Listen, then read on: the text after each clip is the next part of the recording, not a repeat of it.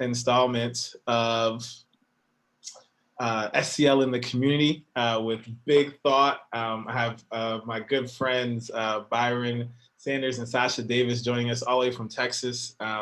So I hope that you are both staying warm and whatnot. But welcome to SEL in the community. So first, what I want to do is do introductions of you so that everybody attending knows who is with us today and knows how amazing and excellent you are. We'll get into the conversation.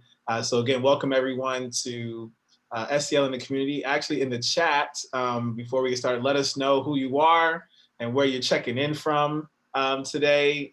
We want to see where all the energy is coming to join us today.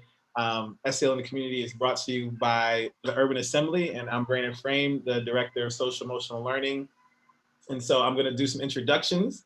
We'll do ladies first. And so we're going to introduce Sasha Davis. And so I pulled this bio from the website. So this is what was on the Big Thought website. And I love your bio. I think it's great. So Sasha Davis is a walking ethnic melting pot from South Carolina who discovered her love for the arts while singing nonstop in her mother's 2002 Burgundy Mitsubishi. After serving as the artistic director for Big Thought's creative solutions and artivism programs, Sasha is beyond thrilled to join the organization as creative lead specialist. In this role, Sasha will foster relationships with artists, help create trauma-informed artistic curriculum for public school districts, and challenge the limitations in which youth can tell their stories in advocacy for reform. Welcome, Sasha Davis, to SEL in the community. And now I also have the esteemed pleasure of introducing Castle Award winner. We have to put that in the front. Castle Award winner and President and CEO of Big Thought, Byron Sanders. And his resume is impeccable. So Byron Sanders is committed to advocate for education, economic development, and creating equitable communities throughout Dallas, Texas. As the president and CEO of Big Thought, he works each day to explore innovative ways to narrow the opportunity gap for children. Big Thought connects people and organizations to prepare youth and children in under-resourced communities for tomorrow's creative economy through quality in-school, after-school, and community partnership experiences. Byron has worked with Big Thought in various capacities since 2008 as a supporter, volunteer, advisor, partner, and board member. Byron believes that one's purpose cannot be filled without being actively engaged in the community. He actively serves as a board member for Oak Cliff, City Square Child Care Group, Dallas Symphony Orchestra, Dallas Mavericks Advisory Council, Trinity Park Conservancy, the Mayor's Star Council, the Getting Smart Advisory Board, and the United Ways Community Impact Council. He's a member of the Dallas Assembly, Leadership Dallas 13, Leadership ISD 12, Latino Center for Leadership Development Fellows, and several other service engagements. And I have to make sure that I say this because this was when I met him, I was like, this is amazing. And in 2017, he was named a Presidential Leadership Scholar by the Presidential Centers for George W. Bush and William J. Clinton, George H.W. Bush, and Lyndon B. Johnson. So, and lastly, I think this might be the most important thing. The last sentence of what I'm going to say is he's a graduate of Tulsa with a BSBA in marketing, and Byron's first love is spending time with his wife Celeste and his two young children. Welcome, Byron, to the stage. Thank you, brother. I appreciate that. I should have said you don't have to say all of that. But thank you, Well, brother. I appreciate you, man. we're so happy to have you. So to start, and thinking about social emotional learning and opportunity gap, let's first round the conversation in. What is the opportunity gap? Because I think a lot of times people think when they hear the gap, they usually put achievement first, right? Hmm. And what we really need to be taking a look at and taking time to really deep dive into is the opportunity gap. So tell us what the opportunity gap is. Yeah. Opportunity gap is our. We actually had kind of actually a really important decision making moment around whether we want to say achievement gap or opportunity gap several years ago within the organization. And we chose opportunity gap because it's a basic acknowledgement that every young person is born with greatness in them. Every person has greatness in them, and it's an acknowledgement that if we're not seeing that person live the kind of life of fullness that they feel like they have in them, or that they feel, that people of, should be able to have access to, just with basic human dignity. Um, if that's not happening, and especially if it's not happening within large blocks, or predictable and replicable demographics, Black and brown young people, poor communities that, or zip codes that have concentrated poverty, if you're not seeing that, then that actually implicates less the individuals and more the societal systems. Because but for excuse me, but for many of the opportunities that I got, just to make it personal, that came as a function of having a mom who was an educator, who knew where to find things for free before Google, right?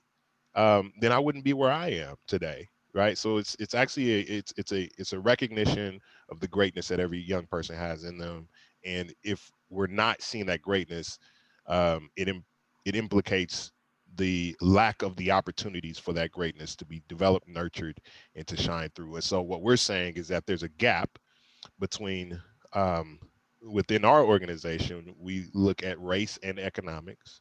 Racism has created a gap between Black and brown young people and white peers, and then low income young people and middle income peers.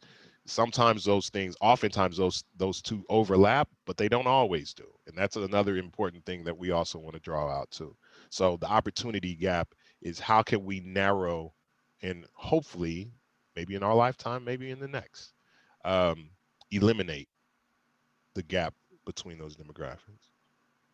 No, I love that. And I love the asset based of like using opportunity gap, and that comes from a with the asset based lens with that. So Yeah. now getting into big thought, right? So big thought connects people and organizations to prepare youth and children in under resourced communities for tomorrow's creative economy through quality in school, after school, and community partnership experiences. So let's take more into that and what that looks like, in connecting social emotional learning to that, in the work that you do and that Sasha does at Big Thought. Cool, dope. So what we're saying and what we're acknowledging is that the world of today looks very different from the world of yesterday. When we're talking about what are the things, what are the means by which people, and also let me clarify, the reason why we talk about economy and economics is because in this, it's shorthand for opportunity. What we know is that we live in a capitalist system, right? And in order for a person to be able to oftentimes live the kinds of things, we're not saying everybody needs to go out and be a tycoon, but people need to be able to afford, as we just saw here in Dallas, water, electricity. um, when a city takes a punch, either natural disaster or self-made, whatever, to be able to not be on the edge of disaster, right? So that means people need to have economic empowerment and opportunity. And what we know is that it's more important now than ever before. These things that we used to call soft skills, but that are actually critical skills. It's building the creative muscle, building emotional intelligence. There have been multiple studies done. Future Jobs Report showed that the number, they did two studies, the 2015 top 10 most desired workforce skills. Creativity actually showed up for the first time as number 10.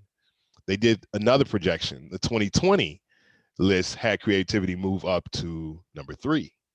So in that 5 years, it jumped up. Then you have critical thinking, problem solving as 1 and 2. So 1, 2, and 3 are all these capacities for thinking outside the box, if you will. But one of the other things that showed up in 2020 was emotional intelligence. And we're starting to see that even more often. LinkedIn did another report. Same thing. Creativity was number 1. Emotional intelligence was up there in the top 10. So what we're starting to see is this trend where people are starting to acknowledge, oh, it's not just a hard technical skill that I actually need that's actually going to give you economic opportunity, right? Not just your first job, but the next one after that, because best believe it's going to change. By 2030, 85% of the jobs that will be available don't exist today. So in a world that's that rapidly changing, you actually don't even know the technical skills that you need to be preparing a young person for today on February 25th, 2021, by the time that third grader graduates.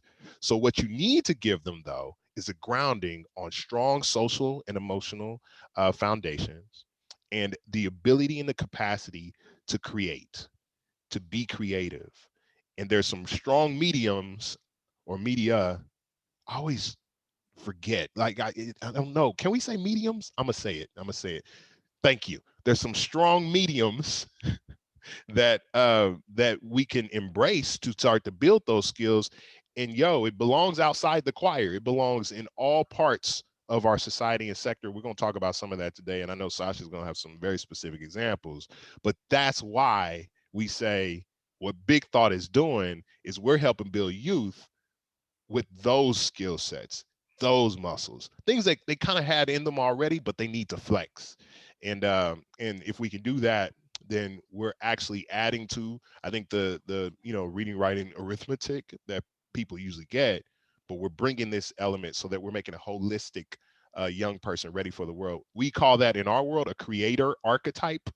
That's what we're helping build, the creator archetype to get ready for the 21st century.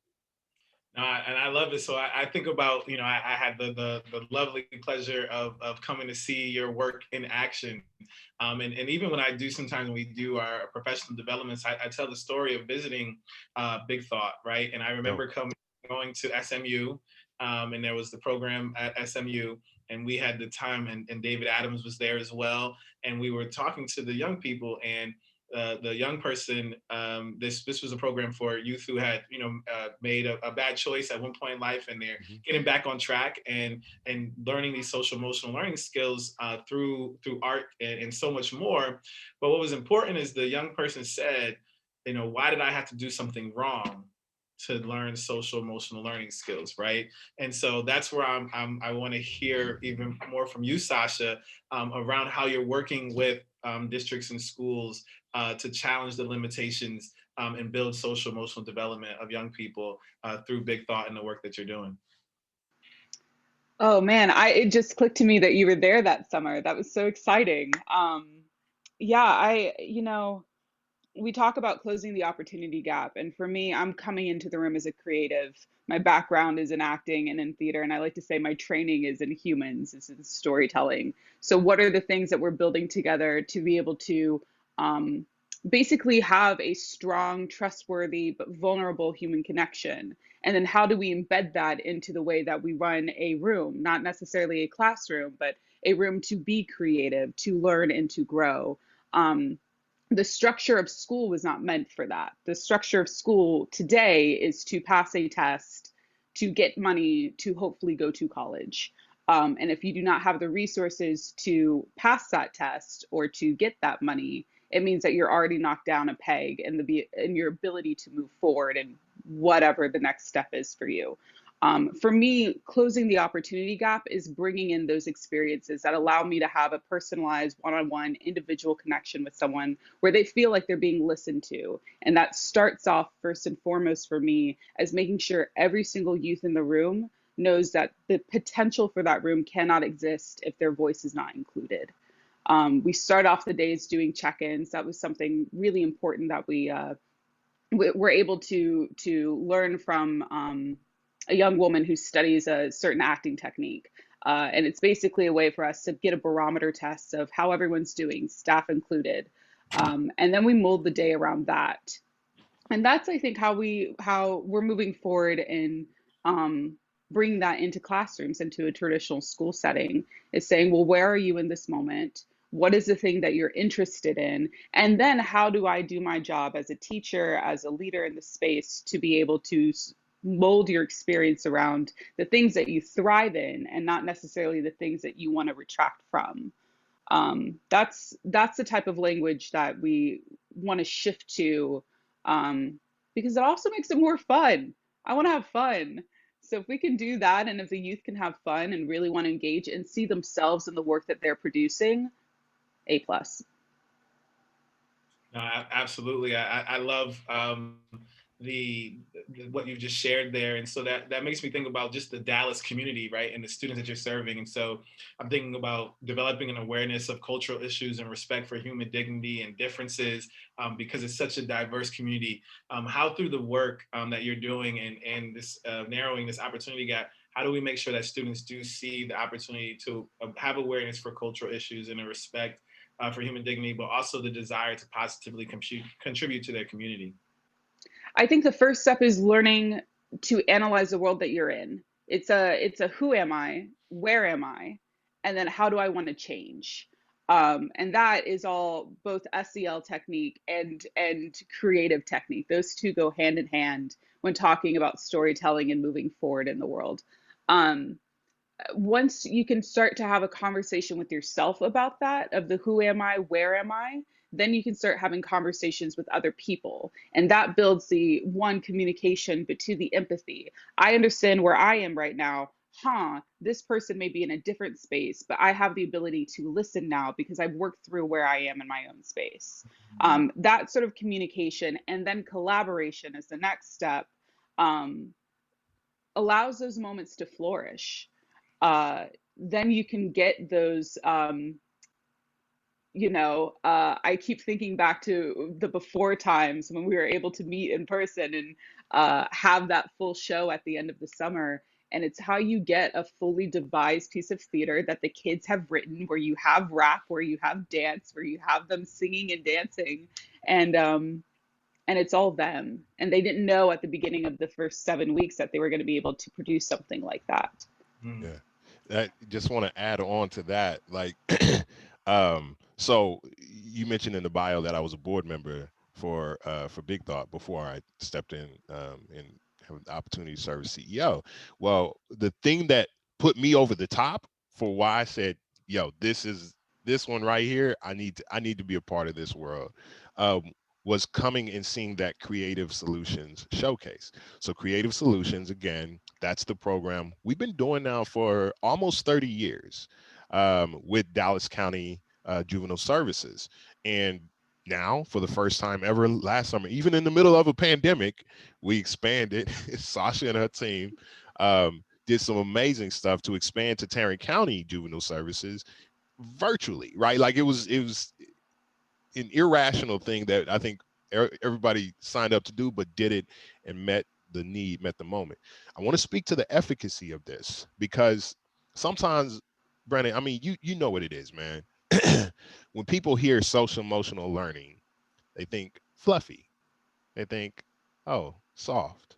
They think, uh, sure, kumbaya, whatever. I'm good at that. I know what I'm doing, right?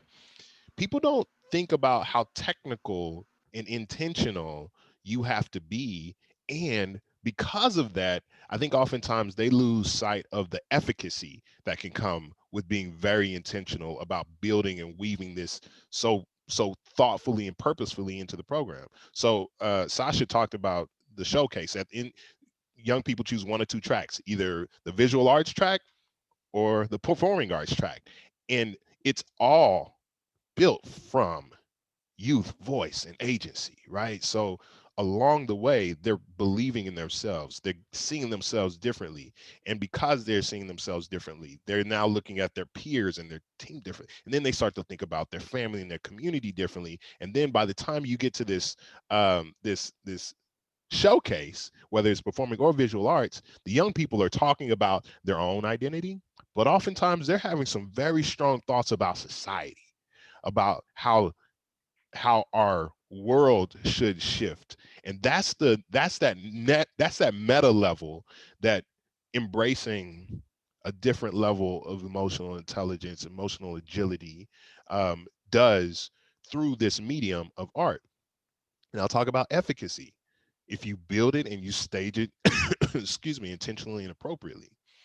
Um, our program actually does not have any screens.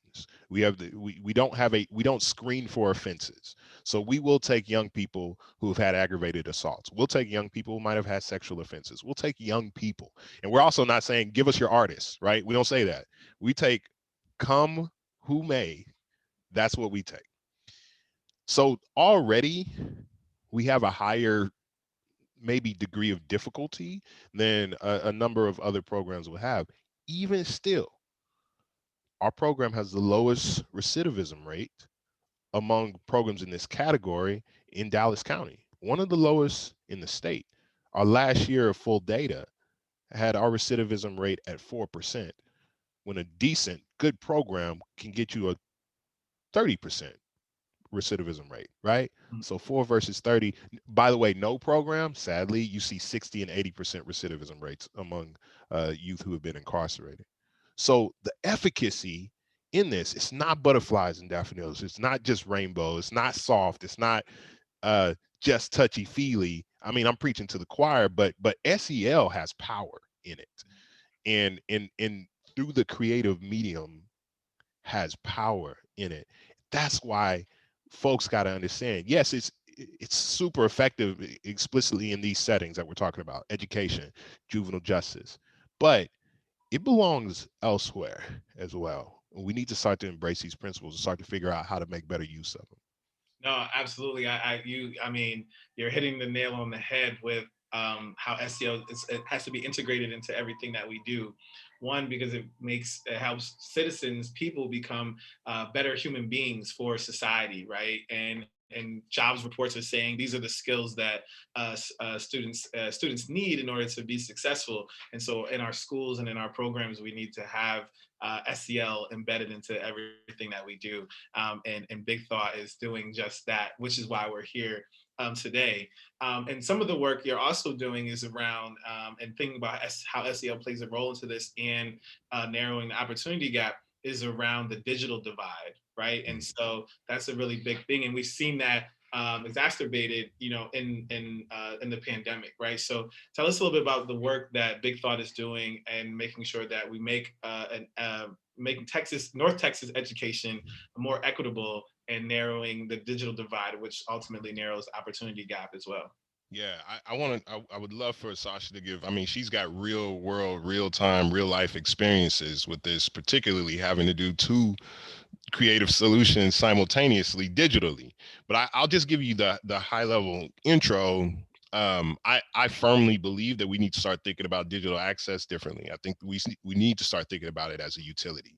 I feel like the world has advanced to a different space, the same way that we think about our roads, the same way we think about our water and our pipes. I think we need to start thinking about digital accessibility digitally as a utility. But that aside, when we say the digital divide, I want folks to understand the components of that. And from my observation, it's been a few.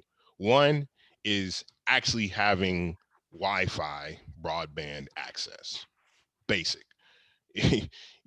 We still live in a city, and there's cities across the country where within the metro area, people have differing levels of access to consistent, reliable broadband connectivity, right? That has a ton to do with the choices that we as a city make, right? Who gets what, when, how. So that's the first thing. The second thing is, even if you get decent Wi-Fi, you have to have the right kind of device. And not all devices are created equally. People are like, hey, they got a phone. Yeah, but you can't create on a phone like you need to, right? So you need like a laptop with a decent screen and maybe a mouse, right? Like those kinds of things. So you have to have the right kind of device. The other thing that oftentimes we don't even talk about, and it's a lot harder to solve, but it's part of the digital divide, is space, like space to learn. One of the biggest, I went on mute just a second ago because my kids are learning from home. My daughter is in the band. She plays the tuba. That is very difficult to have a meeting, and my sweet baby girl is playing the euphonium, and she's gotten a lot better over the pandemic, by the way. But first we were hitting some off notes. It sounded like Passage of Gas. It was interesting. So I was like, I'm okay. That's the tuba. I just want y'all to understand, right? So it's being in these places. Imagine how our families are if you live in a household of that's built for 3 and you got 6. Imagine what it's like if you are the child who's also responsible for your siblings and y'all are learning y'all are learning from home and everybody's in the same space. Imagine what it's like if they're just straight up some things these young people don't want you to see in their household, right? Um, because because there's a lot of reasons why. So having the actual physical space to be able to learn compounds the issues as well. And it's not a surprise that we're seeing that there are kids that have fallen off the map, fallen off the grid during this period of time because of, I think, the challenges associated with the digital divide and distance learning. And I know Sasha's got some real life, real world examples to share on that too. Byron, you hit so many lovely points that I was going to say. I think the only thing I would add to this as far as the logistics is that we saw this past summer with 2 cities running at the same time, that the need doubled from what we were expecting. And that simply knowing that there were not enough kids who had access to hotspots, to reliable internet, and to computers that they could work meant that they were not able to engage with us really as much as they could.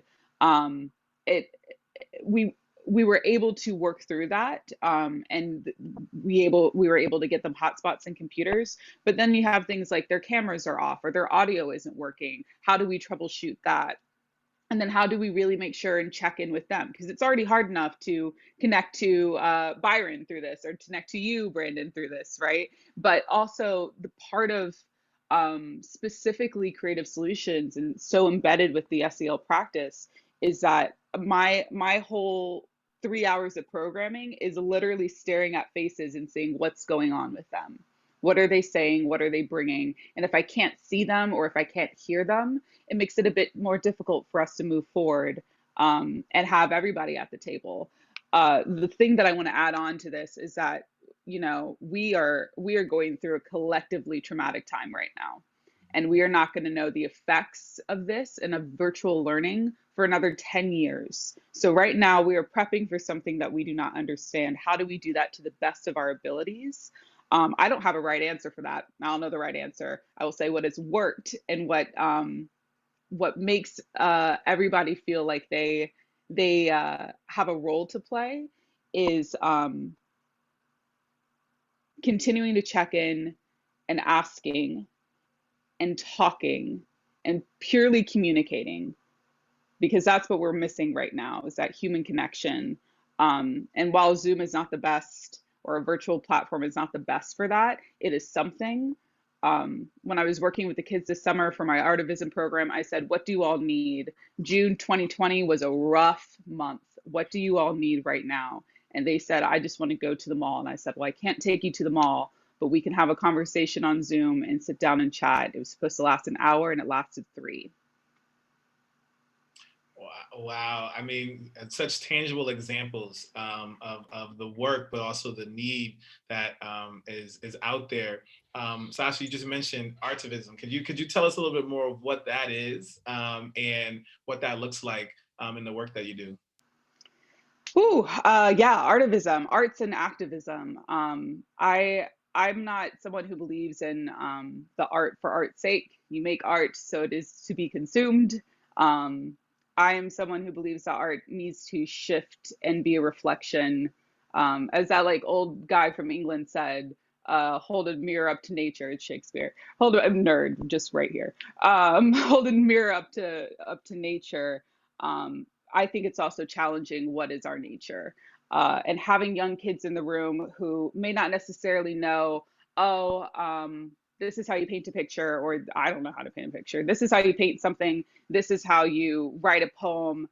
But knowing that they're passionate about changing something in the world that they see, is a seat at the table. And then we say, how do we immerse that in arts?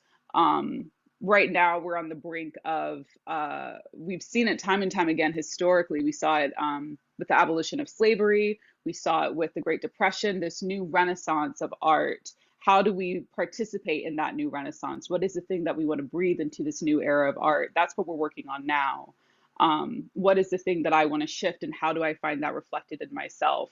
Um, it's marrying as much of the artistic process as we can with not only what is my own form of activism, but how do I engage with that form of activism within my community? Mhm. That's amazing, and I love not art for art's sake, right? I love that you mentioned that, and like it's so much bigger and so much deeper, and having our young people embrace that, because that's developing their self-awareness, it's developing their social awareness in particular. Just off the top of my head, I'm thinking of all the other SEL skills and indicators that are built through that, and so that brings me to thinking through all the work that Big Thought is doing as an organization. And so, what has it been like in terms of just the overall response in the Dallas community in terms of the work, and how do you meet this need? The first thing that pops up in my brain is post. So for Creative Solutions Summer Program, we have about 3 or 4 shows that go up, and in those 3 shows, both the gallery opening and the performance art piece, um, the whole community is invited. Parents, POs, counselors, members and faculty of the school that we're at. Everyone wants to come and see what's going out, and it's booked. It's like a 100-seat theater, and it's booked every single show. It's a celebration, and I remember specifically this mother came up to me and said, "I did not hear my kid's voice for the longest time, and then they came to your program and they started to want to tell me about their day, to the point where I didn't know if they were going to stop talking about their day." I think that's something that sticks with me, is just seeing the excitement and the investment without being like, you're going to be invested in this moment, that it's something that is just genuinely built in the way that we move through these programs. The that's so real, Sasha. The reception that I see strongest first is in the young people, right, themselves. Um, because Sasha will tell you, day one doesn't look like, all right, y'all, what we about to do? Let's go. I'm ready to paint. But to see the evolution over 7 weeks. Oh, and we measure the social and emotional outcomes. We use multiple tools. We use Boston, BYAEP. We use the social skills improvement system. These are some tried and true, nationally normed tools. And what we see is that these young people have sticky results, because for those who come back, we actually get to measure over the years, and we see from 7 weeks. You would expect that if it was only a short-term thing, when that young person came back the next year, you would expect them to start from scratch, right? But what our results show is that there's a stair step that happens. So the more dosage you get, even with the whole 365 days in between, you still have sticky SEL improvement results, right? So the lessons that they're getting stay with them.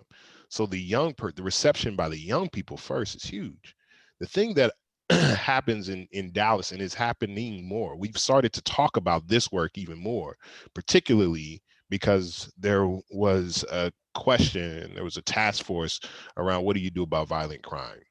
What do you do about reducing violent crime? And one of the things that I think hasn't been part of the common parlance is restorative justice. And if we're going to transition as a society from things that are just objectively not working, which is over criminalization, over policing, over incarceration, and a lack of the systems of grace for people to come back and re-enter society as a fully recognized human being who has the opportunity to, ostensibly, if they went to a corrections facility, something correct should have happened, right? For them to come and live a life of opportunity, and that's just not the case. So we got to address those things, but but introducing folks to this notion of restoration and anchored on social and emotional well-being that embraces these trauma to healing methodologies, that's a new conversation for a lot of people. And what we've seen is that people are starting to be more open to it. We've had some interesting conversations with police departments that I was not anticipating. Um, Even in the juvenile services system, the POs initially were skeptical. Like, we had to go and train POs just so that they could see, what this actually is. Like, with some of the people, because we actually go in facility as well when COVID's not a thing. We had to do training with the guards, so they're not like laughing or making fun of kids as they're being vulnerable and out there doing their thing, right? So there's a significant amount of shift in culture that our work also has the opportunity to drive, and is starting to do so more. And that's when you're starting to see this also come into schools, because, as discipline, it's always been about discipline, classroom management, behavior control. The thing that I think is counterintuitive is, if you embrace an SEL rooted culture, um, one of the things that happens is you don't have to control as much. Mm-hmm. What you're doing is you're shifting power from the person who's the guard or the sage on the stage or the one who's in control of the classroom, to people being in control of themselves. Mm-hmm. And when you shift that power, it's a recognition of their humanity. And strangely enough, you see better results. You have fewer disciplinary referrals. You see fewer disciplinary incidents. You save money as a system because people are present and they're not being kicked out. Learning is better able to happen because teachers are not having to focus on managing the class when the class can actually manage themselves, right? It's actually an ultimate sign of respect. So we're starting to see these things, these conversations take root more. We now have an SEL division at Dallas Independent School District. They've made a significant investment in partnership with our work and the Wallace Foundation on helping build these systems together. There's curriculum, scope, and sequence. People are really starting to take hold of the fact that SEL has a space. Now, they might call it something different in different spaces, and you know, we can rock with that.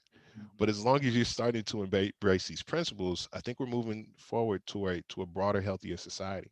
No, I love it. I think about our that just everything you just mentioned made me think of we're planning our upcoming symposium, and Hmm. SEL is here to stay. All learning is social and emotional, right? Yo, And that's what you're speaking to, and that's what it is. And so I actually have a quote. I do my research on everybody that I have conversations with. So there's this quote, and it's like that you said. It was like school districts have strong educators and big thinkers, but they can't create opportunities by themselves. We need corporate and community partnerships in order to make that happen. We as a society need to start thinking about education. That is a good thing for kids to be able to have. It is the succession plan for society. And I found that to be a really, really powerful statement. And just speaking to everything that was just mentioned by the both of you. And so, but it brings me into the adult SEL, right? And if we're talking about narrowing the opportunity gap, there's the growth that adults have to make in terms of their own social emotional growth. So could you share a little bit more? You mentioned it. You worked with some with corrections officers and police, had some conversations with police officers, working with the district.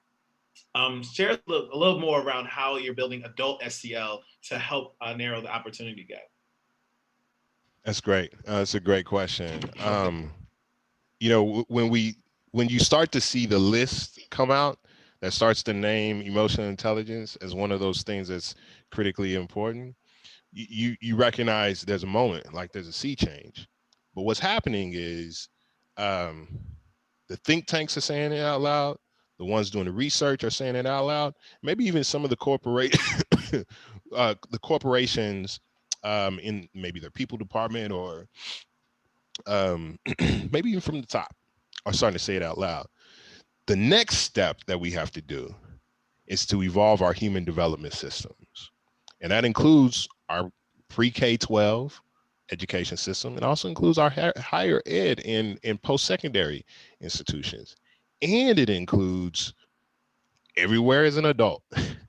So when we're bringing in people, when we're hiring folks, how are we paying attention to those things that we, again, used to say, it's a nifty little personality assessment that we just did.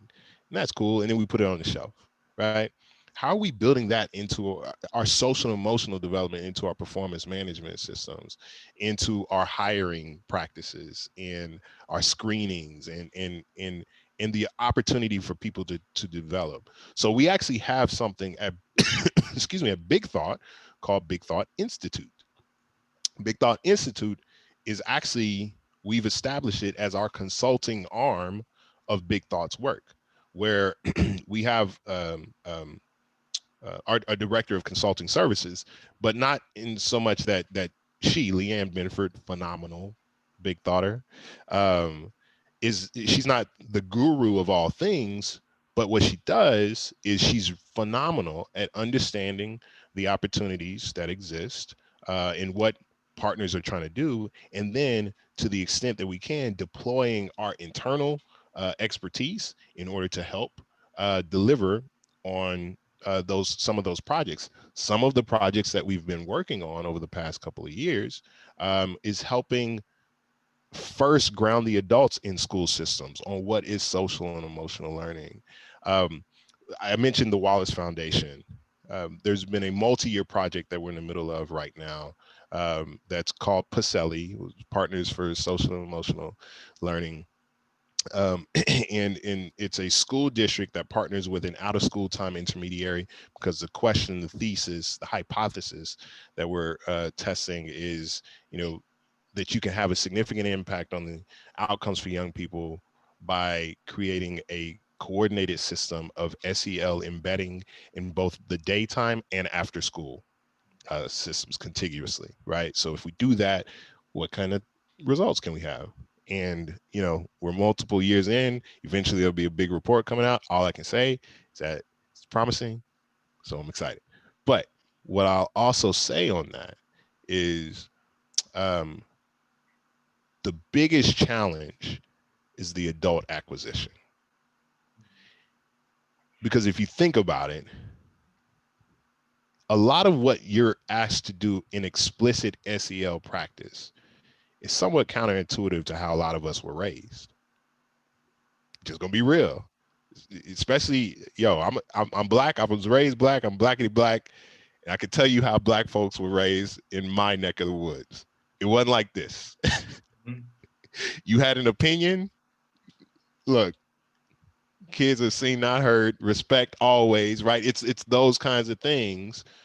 So, this whole self-actualization, speaking about your feelings, talking about that stuff out loud, sometimes saying in a way that might land disrespectfully to an elder, these are counterintuitive things.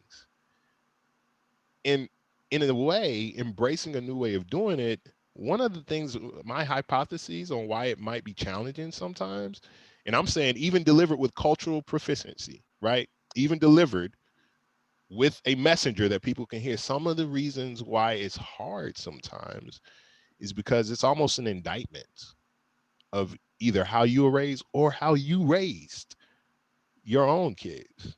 Yeah. And have conducted.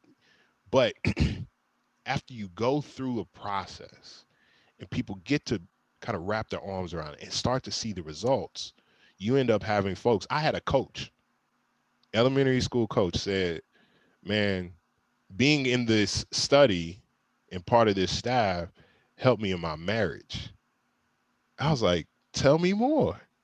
He's like, yeah, man, I wait, I breathe.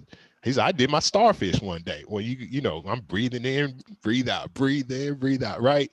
This is something that then starts to affect their entire lives. So once you get that kind of mentality change, then you can execute. you can really execute, and you can execute replicably, and then their own creativity starts to come in. And it's not just about going with the scope of sequence, it's about personalization, bringing in different language, bringing in different music, bringing in all of that kind of stuff. It's a beautiful thing, but it has to start first with that adult acquisition.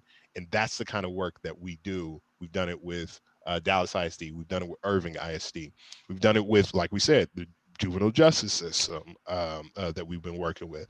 And there are even some times where we've been able to have these kinds of projects that embed and embrace these principles, even with, private or corporate partners, right? There's a lot of different ways that we do it, but through Big Thought Institute, coupled with the expertise that you see from Sasha Davis within Creative Solutions, from Latricia over on our SEL team, from Amy Flato, from Chrissy Flanders, James Adams. Like, these are names of the folks who are out there doing the work on the front lines, bringing that stuff in.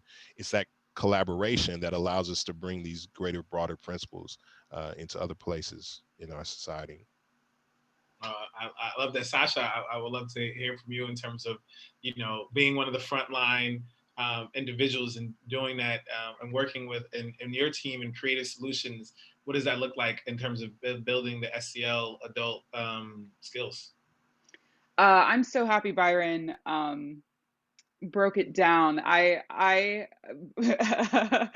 Byron knows I like to make things complicated. I think that he did a beautiful job in painting this picture of adult SEL, but I also want to say it is so difficult. It is difficult to the point of, when I first started working for Creative Solutions, my tolerance for adults went exponentially down. I felt like I was giving so much into the room with the youth that when I got done with programming, I had like anti-road rage in Texas, which, like, if you've driven in Texas, people got road rage, and then I got mad that they had road rage, right? It was this cycle. And then I tried to figure out, well, why am I so depleted at the end of this? And I realized that it is so much work to not bring your trauma into the room when you're working with youth. But that is exactly what SEL is. Their trauma is not your trauma, is not their responsibility. Um, and to be able to create as a creator, there are so many techniques, there's so many trainings and experiences for creatives where you are creating from your trauma. So how do you remove that in the room to be able to give the freedom to the youth to be able to do that without creating from theirs? That is something that is a new wave of creativity is being had, and especially the US, given everything last year, of Black and Brown creatives saying, I don't want to create this way anymore. So that's the first thing, is acknowledging that. Being able to build it in the room with a team is, for me, dismantling the power structure. I come in and I have an idea, and I say, well, how do we do this? What do you all think of this idea? And then how do we make it better? I don't come in and say, this is the idea, this is what it's going to be, we're going to keep going. Oftentimes, which I think adds to the bit of the chaos, but it's fun chaos. We don't have an idea of what we're creating until a week out, into the end of the program, or a few days, and then I go, oh, there it is. There's that moment that I think we can have a through line between all of the stories that the youth have brought in through the work that they're doing with the teaching artists. That, I think, sort of collaboration, that type of devising work allows there to be room for everyone's voice as adults to be heard. I'm not the expert in everything that we do at Creative Solutions. I'm not a visual artist. I'm for sure not a dance teacher. But my job is basically to try and speak the languages and learn the languages that are in the room, and then figure out how do we make something out of that. As far as hiring, and I'm so happy Byron brought it up, hiring is for adult SEL, I think it starts with who do you want to work with? Who is someone who brings in passion and, most importantly, kindness into the room with them? And out of that, I think you can grow. You can be as green as the grass on the other side. But if you have that kindness and that passion, I think you can learn how to move in this sort of environment. Mm. Oh, man, I'm, Big thought. Like I said, I'm just happy I've been able to see this in person, and had the opportunity to just see it all in action when I came to Dallas. And I look forward to when the world opens up again, getting back down there to see even the growth from 2 years, actually going on 2 years Yeah. now that we visited. So Byron, I have a question for you. So in 2020, you were the first person of color to be a recipient of the Castle O'Brien Award for Excellence in Expanding the Evidence-Based Practices of Social and Emotional Learning. So we're learning about why that is, but how did that feel to receive that award? It was phenomenal. I'll qualify that in just a second. I also will say that I asked them again. I was like, am I really the first person of color? They went back and did some research. I think they had another person who was a little bit earlier on too. But to your point, they ain't like a lot of us. so what the reason why it was phenomenal is because, and I said this to the team too, yo, if ever there was a team award, this right here is a team award. I'm receiving this on behalf of all the people, both past and present, at Big Thought, who have built us to this place where I think we have the honor and the responsibility to be on a platform carrying this banner for the importance of social emotional learning, and then how it looks done well in partnership with community. Because the phenomenal part about it was this. I think you know this, Brandon. You and David, the work y'all are doing over at Urban Assembly is fantastic and phenomenal. Not just in the school system, especially in the school system, but also with being the evangelist, right? To bring more people into the tent.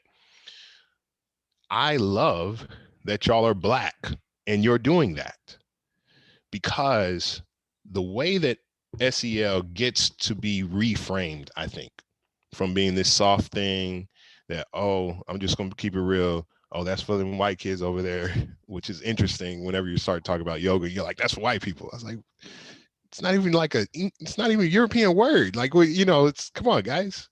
Right. But to see people of color, um, not just talking about SEL, but doing SEL and doing it in ways that are culturally authentic, um, and accessible.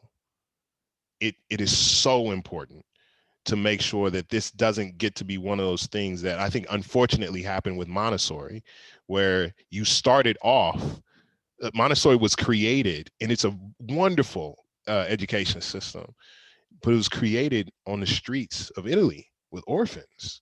Like, this was done for poor people initially, right? And now here we are, and Montessori is kind of taking on this thing where it's almost high society, right? People pay thousands and thousands of dollars to give the access to the kids. So it's got it flipped in perception. And that's also, I think, positively what we're doing now with SEL. You're flipping it in perception. We're taking it out of the academia, pristine capitals that are perceived as being white dominant spaces, and we're making it accessible to everybody. It belongs in white communities, 100%. It belongs in Black communities.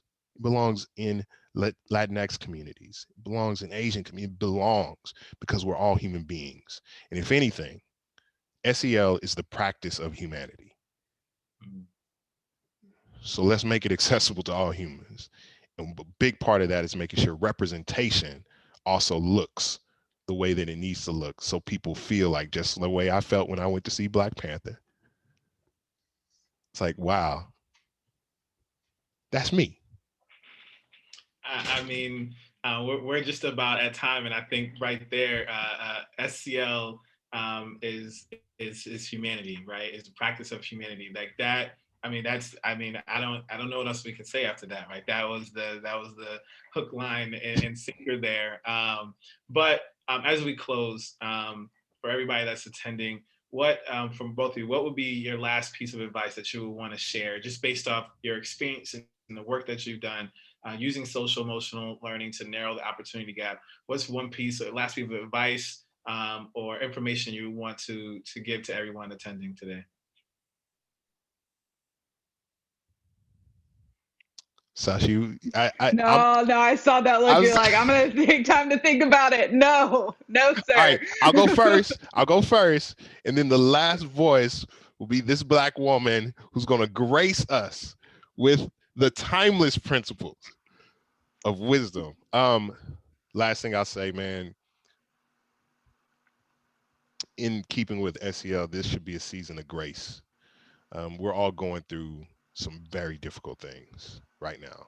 So many difficult things. You actually lose track of how much we've endured in just the last year. In the middle of doing heroic things, giving ourselves grace, and I'm talking to me as much as I'm talking to anybody else, to be human as we're going through it. To, yes, work hard, rise to the occasion, be there for our communities, for our youth, for our families, and also recognize that sometimes you got to breathe. You got to take a break. And it actually requires intentionality to do so, because if left to just the momentum and the wave of life right now, you won't. So take time explicitly to give yourself your SEL space and moments. I say that because I know this isn't like something about the school district, but I'm saying just for our own personal humanity, doing that is so critical. We have to give ourselves grace right now. I like that. Give ourselves grace. And Sasha? Oh, that was good, Byron. I think I'll turn over the coin and I'll say when you feel fueled from that grace, from that time of rest and self-care, be bold and be kind, because risk taking is important. And failure that is that comes out of truth and kindness isn't really failure. It's just another way forward. So be bold and be kind. Be bold and be kind. Give ourselves grace. The final words from our esteemed guests today, Sasha Davis and Byron Sanders from Big Thought. Thank you, everyone who joined us today to talk about using social emotional learning to narrow the opportunity gap. You see the amazing work, phenomenal work that is happening in Dallas, Texas, in person, virtual. So kudos to both of you and the work that you're doing. Thank you for your leadership. And we look forward to connecting again soon. But again, and everybody, thank you for joining us today. We appreciate you for joining us for another installment of SEL in the community. So thank you. Thanks, Brandon. Thanks, B. You're welcome.